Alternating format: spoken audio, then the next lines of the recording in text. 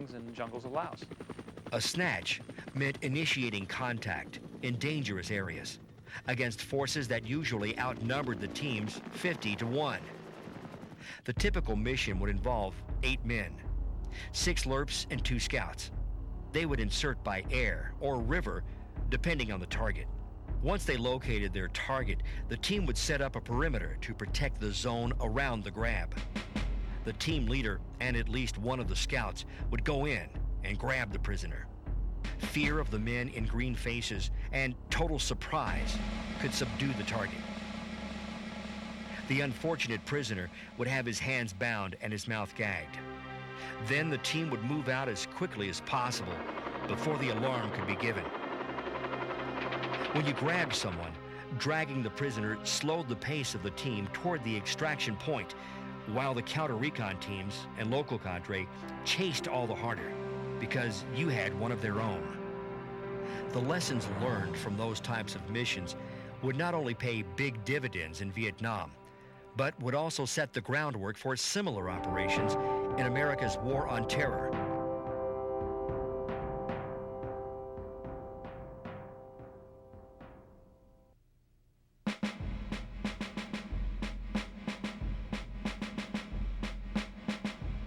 Only 13 Lrrp units saw action in Southeast Asia. There was no central command and control for the force. Each Lrrp unit operated independently of the others. The Lrrp teams answered only to the parent unit it was assigned to scout for. Lrrp missions were characterized by extreme hardship, extraordinary attention to detail, and uncommon bravery. Generally slow moving quietly through dense underbrush that you just couldn't get very far. And so oftentimes you look at their plans, sometimes they would move a kilometer a day or even less sometimes, and through terrible jungle area or high mountains, that sort of thing.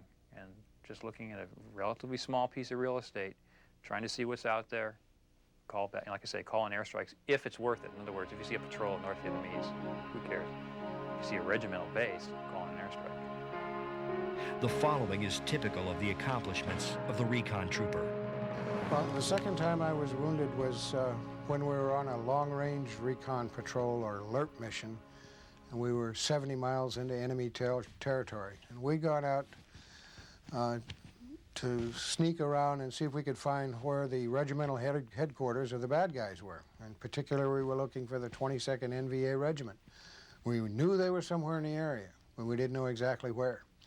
So for 5 days and nights, there were 6 of us. We played hide and seek with the North Vietnamese Army Regiment. And we carried AK-47 rifles, so if they fired a signal shot, we'd fire one back and they'd think it's our own troops. We carried 2 radios in case one was destroyed, and we had to evacuate. So after 5 days, we were finally discovered, and we had to extract in a hurry, and it was about 10 o'clock in the morning. And 5 of us had over 500 North Vietnamese bearing down on us. So we asked the helicopter in the U.S. Army and the U.S. Air Force fighters to please hurry up and get over there and protect our tails.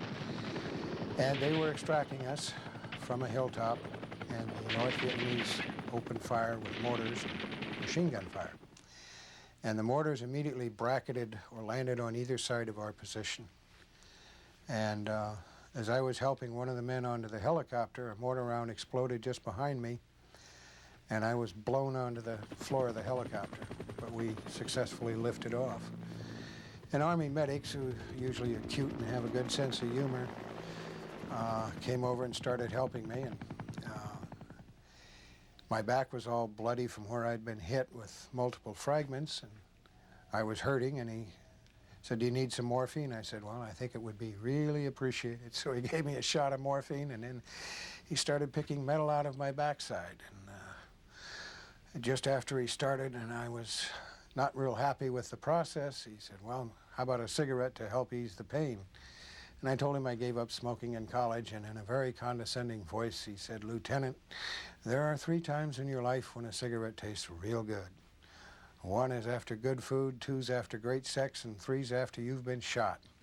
Now, you just qualified for all three, so pipe down and take a drag. And unfortunately, he was right on all three counts. But it helped, and I've been smoking ever since. The troops who volunteered for Lrrp duty were a unique group in a unique war. They were not super soldiers any more than the thousands of other brother warriors in the line units. Yet they performed super feats that earned the respect of friend and foe alike. The VC and NVA had little trouble following the buildup of American military forces in the South. What surprised them was that these round eyes would try to out-guerrilla the guerrilla. They would learn the hard way that these soldiers were very adaptable. I think the Special Forces were unique because of their advanced training. They had to be qualified in multiple systems involving weapons, radio, medical. They had special language training. Their sum of training took over a year and a half before they could be qualified. They all had to be airborne qualified. And they weren't stuck on the hill. So in a way, they felt sorry for the grunt who was stuck on a hilltop or with a unit and who didn't have the freedom of movement. And part of their uniqueness was their esprit de corps, based on all of this training and their ability to move and their ability to shoot and communicate much more rapidly than those of us in the regular Army. But it also meant they were exposed to a greater level of danger. But again, the higher the level of danger, the more the camaraderie that exists. The only group that's really comparable to Special Forces would be Navy SEALs. And they have a tremendous camaraderie based on shared danger, very extensive training, which makes them uniquely qualified for many different roles in combat. The first formal record that the communists were aware that the Lrrps were seeking them out came during Operation Austin II in April 1966. Lrrps from the 1st Brigade of the 101st, operating near Fontoot, surprised and overran a small VC training camp on April 16th. The subject of the class was Beware American Long-Range Patrol. Captured documents from the other operations revealed that the enemy's common name for the Lrrps was the Men with Painted Faces. This was in reference to the green and black camouflage grease paint that the Lrrps applied to all uncovered areas of their skin. As more and more units entered the war, the need for trained recon troops grew. On September 15, 1966, General William Westmoreland directed Colonel Francis Kelly, commander of the 5th Special Forces Group, to establish the Recondo School at Nha Trang. The veterans of Project Delta and the Laos operations became the instructors. Lrrps now had a place to train and learn their skills, besides in the jungle, where one mistake could cost many lives. The school was modeled after the one Westmoreland had created for the 101st Airborne back in Fort Campbell, Kentucky in the late 50s.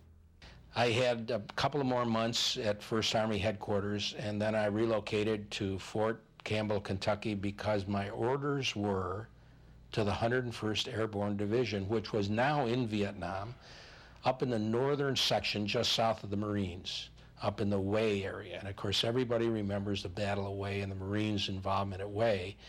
And the 101st had been allocated a very, very, very large piece of geography to operate in.